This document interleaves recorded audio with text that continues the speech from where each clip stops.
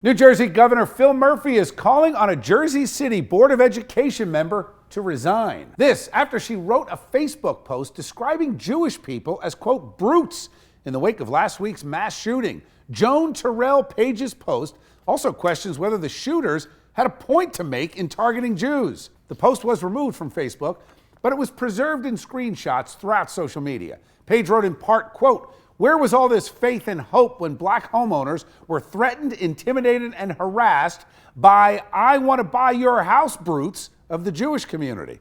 Jersey City Mayor Stephen Fulop said in a tweet, quote, "My opinion is she should resign." Governor Murphy also called for Page to step down, saying, quote, "I urge her to immediately resign." No word on her future with the Jersey City Board of Education.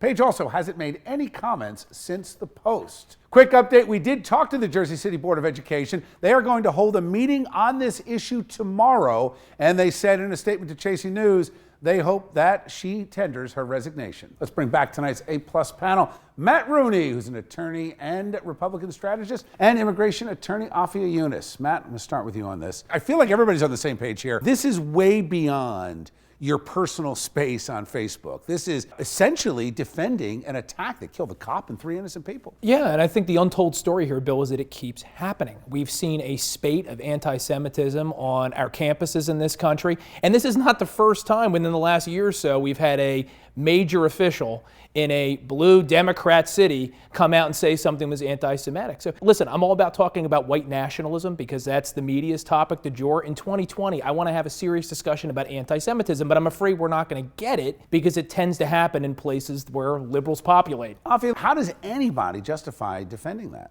Yeah, it's just really sad. You read the post and it just seems like a rant.